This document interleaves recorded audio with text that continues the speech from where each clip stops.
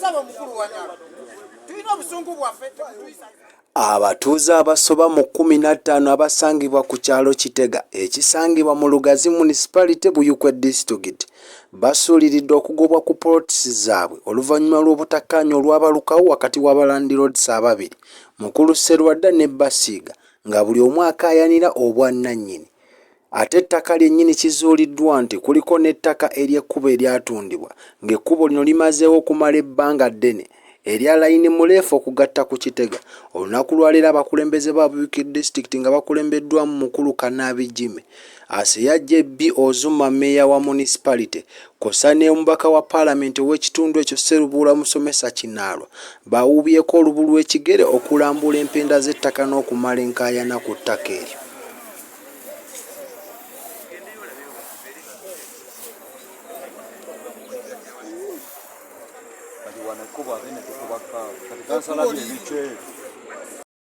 Kansala omulondo w'ekitundu ekyo ng'onaakiika ku ggombolola ery'ekawolo amanyikiddwa nga Muzeeyi Juma yavuddeyo n'ayoleka obuzibu we buva n'entata oba enjega eyolekedde ekitundu kino olw'abatuuze okwesenza oba okugula ettaka ly'ekkubo. Wano butunda amaki amakubo gaweddewo tunaagenda tukokuleta grade okusenda amakubo nga tewali we tuyita amakubo gonna gatundiddwa gakola ki gaggwawo. Obwo ye bulwadde obulwadde twagala gama no batuli wano wokka obulwadde obuli wano obwokubiri abantu bano balina stamps imeka bbiri nina emu ku y'obujulizi era njagirawo njagadde mbeere muguni mu public wano ndyoke nyanjule ensonga zange nga zenjogerako nzirinako eggumba nga ziri open kaabiriza obuzibu bwonna obunaatuuka abatuuze mujja bukola ki kubumanyako. Ebbaluwa eno tenagenda nnaku nnyingi nnyo kyetujje tubeere n'emisango naye waliwo omu gwe bajeesejese ono amukubira stamp ye mwami Swipe muninako obujulizi LS1 chairman Kiteega Seruzi Butinindi Ward Kawolo Division Lugazi Municipality aina stamp eyiye nga ye personally ate kakati ate eri wa chairman nayo nebeerayo ki stamp endala. Nsaba olukiiko luno nga luli wano ku bibiri chairman byenjagala bankolere njagala chairman w'abalaba bitumulemye alekulire bwagaana okulekulira atuyambe ekintu kimu ateke Swipe ki emabbali ekyalo kifuna amaki amateeka mulinde kugosala tunulira stamp eno omusajja bamugyeko. Abatuuze bano ab'ennyamivu aboolekeddwa okugobwa ku ttaka lyabwe bakyoleka lunye nga waliwo obunafu mu kakiiko k'ekyalo kyeyamaani ne difensi be anti kitegeezebwa nti buli eyagula alina stamp ate nga yali akimanyi bulungi nti ettaka lya kkubo. Olukiiko lwagenze mu maaso nga chairman takubwako kya mulubaale. Chairman LC5 Kanaabi n'asalawo olukiiko lugende mu maaso era lwagguddwawo omu ku wakakiiko naye nga si ssentebe oba defense. Omulonde waffe Serubulwa nenyaniza chairman wa 5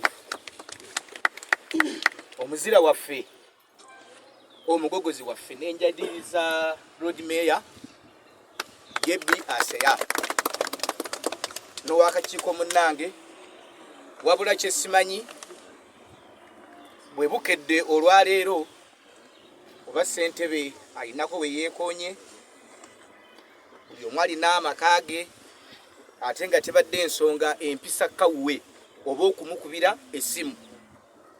Twalagana ssaawa 5 mukadde waffe owa disitulikiti nga chairman ye yazisaba nga tulina ensonga wansi wano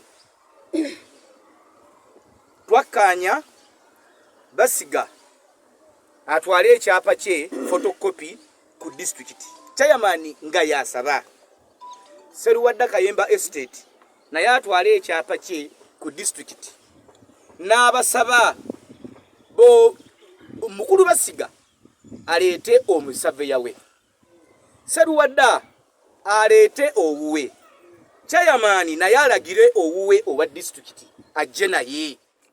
Ye kansala w'ekitundu eky'omulonde akiika ku lukiiko lwa district mukulu wa Nyala Dennis naye yalina ensonga ze yalambuludde eri ekyalo oluvannyuma w'akaweefuve gwe bagezezzaako tteekawo entakera okulaba nga buli mutuuze mu katundu kano afuna obwenkanya. Omulimu guno yategeezezza nti gwamuweebwa mukama we LC5. batuuze bannange oba batuuze baffe ab'eggombolola ly'e Kawolo, amannya nze Waniala Dennis. Chairman wange owa 5 yampa olukusa okubeera nga ntambulira ku nsonga eno okulaba nga mwami Basiga ne Serwadda tubatereeza. Basabo ne banyabo twali mu lukiiko wali ku ssomero lyaffe erya CU twakubaganya ebirowoozo bingi era nitoola olunaku lwali nga 8 olwaleero nti ffenna tulina okujja tukuŋŋaanira eno. Ekyamazima eriyo abantu bangi be baguza poloti sayidi z'eno mu nsobi ate nga babakonviisinga olulimi lwalinga lunyuvu nnyo lwe babagambanga abasikiriza okugula emmanga eno. Kigenda okuzuuka nti eno waliyo ekkubo lya gavumenti eriyitayo ate mu ngeri y'emu ng'eriyo parties 2 ezikoonagana ku byapa ebibiri ekya mwami Serwadda ne mwami Basiga. Basabo ne bannyabo tubalayirira tugenda kola kyonna ekisoboka okulaba nga at least waliwo obwenkanya wano. Nebaza chairman wange owa 5 okubeera ng'ekyamazima awuliriza abantu be era ye ensonga lwaki nti bwe mulonda abakulembeze naddala abaviira ddala mu mmwe kwe kujjanga wano buli kaseera. Omubaka omulondo w'ekitundu ekyo amanyikiddwa nga Sserubuula Musomesa Kinaalwa yabaddewo era teyalutumidde mu mwana wabula yayogedde lunywe nti buli eyagula oba eyeesenza ku ttaka ly'ekkubo abeerewo ng'akimanyi nti ssaawa yonna ye bwakuggyibwawo. Banyabo batuuze bannaffe ab'akakiiko mwenna abali wano, ekisooka njagala okubeebaza olw'okukuuma obuntu bulamu. Ebiseera ebisinga embeera bw'etuuka bw'eti osanga abantu bakonye mayumba bakoze eki n'ebirala. Ekyo njagala okubeebaza olw'okukuuma obuntu bulamu mu kitundu kyaffe. Ensonga za wano ez'ettaka waliwo ensonga ezaaliko emabega ez'okusengula amalaalo. Era bagamba biri Kiteega. Mukama wange Kyagulanyi n'ankuira n'angamba Kiteega mpozi wammwe nti ye. Nengenda ne munnyonnyola ensonga nga bwe zaali. Nange ensonga ngezo bwe zibeerawo yimirira n'abantu muzittaanye. N'olwekyo bwe tujja wano Abaganda bagamba bwino takola ki oba teyeekweka. Era njagala tukkiriziganye nti ku nkomerero wabanga wano waaliwo oluguudo era njagala mukize nti enkulaakulana bw'ejja ebiseera ebisinga ekosa. Baganda baffe abali e Buduuda balina obuzibu bw'amazzi naye buli sizoni weetuuka babagamba neeno yo sizoni naye bo ne bagaanirawo mu mbeera emu obeera tetwagala basalira musango. Tufune ba surveyor ba mirundi emeka 3. Tufune surveyor okuva ku side ya Serwadda, surveyor okuva wa mwami Basiga ne district surveyor. Naye sawa zino ninako surveyor omu wa district. So exercise eno simanyi wetu batugenda gikola nga parties ebbiri tezikola ki tezirina surveyor ate n'ekirala ate ye mwami Serwadda ne tiimu ye terabikako wano tetulinawo n'omu. So simanyi oba surveyor alinayo ebigambo byasobola okwogera tulabe nga tutema empenda oba tunoonya way forward ku nsonga eno gye tulimu. Basabo ne banyabo mbalamusizza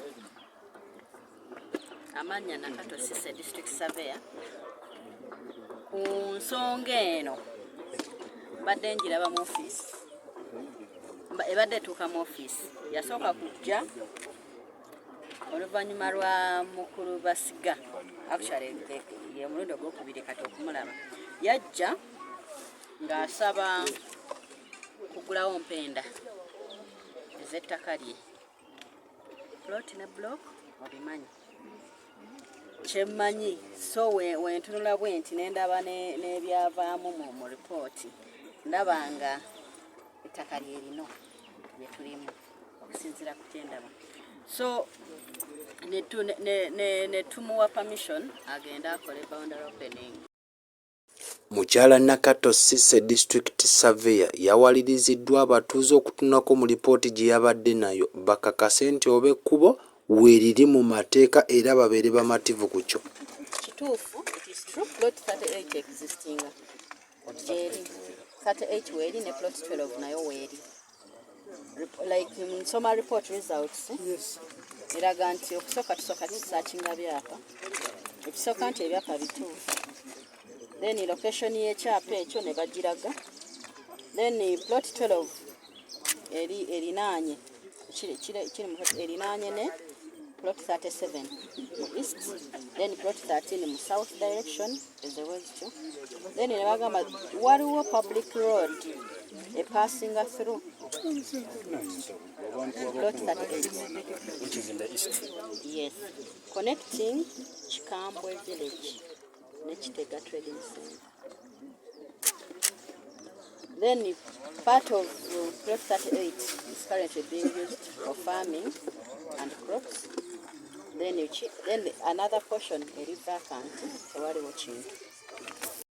Aba tiimu eyo etandikire ku kkubo lino bwe baba bamaze oddizuula nti bweriri kituufu libaddewo muteekeeko n'ebipande kisobozese abantu oba obuyinja kisobozese abantu obutaddayo kugwa mu nsobi ng'eno neyanzama eyo. Mu kaweefube waffe gwe twabaddemu twayogeddemuko n'omu ku batuuze abagambibwa nti be bali mu kattu kano abaagula ettaka lino erigambibwa nti liri mu kkubo ate nga ne ba landlords nabo basika muguwa mwami Serwadda ne mukulu basiga. Ndi mutuuze w'Ekitega mpangaliddeko emyaka mingi. Nzijja ne nfuna obusente bwange nengenda ow'omwami Swaibu ayitibwa gundi defense w'omuluka guno defense w'Erusi wano ne banguza epoloti eno nga ne mwami Kyamaani wali bajinguza obukadde 3 nga eri 3 kwa 3 ne bajinguza mu butuufu Kyamaani we bali abatuuze baaliwo era nga batugamba nti wano tuwali kkubo n'ettaka lya Serwadda era Serwadda yabalagidde otuguze ettaka lino era ntuligula netugenda n'omwami Serwadda ne tweyanjula ng'abatuuze abasenze ku polotize nga era nga tuweereddwa ettaka era ne tusalibwa n'ekkanzu zitugenda okumutwalira. Bwe ntandika okuyiwa ebintu byange matiriyo netandika okuwulira enkayana eziri ku kifo kino nga bagamba ate ettaka lyabasiga ate ettaka lya Serwadda ne tubulwa okutegeera ekituufu ani nennyini ttaka. Twayogeddeko n'omukyalo ono oluvannyuma gwe twategedde nti mukyala w'omu ku bategeezeddwa nti be balandiroddi b'ettaka lino. Mu myaka gy'ekinaana twagula ettaka lino era ettaka lino tubadde tulikozesa nga twaligula ku mugenzi Kayemba agambibwa okuba nti ye jjajja ya wa Serwadda. Ettaka tubadde tulikozesa oluvannyuma ennyo era nga waliwo oluguudo olwa railway teera olwakozesebwanga. Ekiseera kyatuuka ne tutegeezebwa nga waliwo encroachment eyali ekoleddwa, oluguudo baaluziba era ndowooza munene era bwe baamala okuziba oluguudo omuzzukulu gwe tutaalabako ne mu kugula ttaka lino yeefuula okuba nti ye nannyini n'ajja atandika okutunda ku luuyi olwaffe era mu kutunda omwo yayingira n'azibyemu ku baasiba oluguudo olwali. Meeya omulondo wa Lugazi municipality mukulu Aseya Jebi Ozuma twayogeddeko naye ku nsonga z'ekkubo n'abatuuze be era yatutegeezezza ebigambo bino wammanga. Municipal tegabangawo pulaani wano. Municipal tukimanyi bulungi lino kkubo era tukimanyi nti wadde lyali terinalimibwa nga tukimanyi nti near future tugenda ddilima era Lugazi municipal yatandika okukola enteekateeka y'okulimu kkubo lino naye unfortunately tugenda okujja ku ground tusanga omanyi abantu bazimba kiro ngenda okusanga nga abantu bazimba mu kkubo era nitubagambirawo nti tewali kuzimba wano lino kkubo era n'abalala bonna kyova olaba ensasa geno abalala bonna baali bagala okujja okuzimba nga bagambirawo nti eryo kkubo okuva we baategeera nti kkubo n'abatuuze ne beekubira enduulu nga bagamba kkubo. Ye meeting zino tutuuza meeting tubaganye ebirowoozo tulabe nti buli omu avaawo win-win situation nga tufunye ekkubo bwe baguza empewo bamukompasatinze ekitundu kikulaakulanye. Oli ku The Sams TV subscribe nga ate commenting bisakiddwa omwana soda n'omwana water wenyweze lindirira emboozi ekyalanda tugenda gikutuusaako paka gye binaggweera. Biri Buyikwe disitulikiti ekyalo Kiteega mu Lugazi municipality. Sams TV, subscribe, comment and share.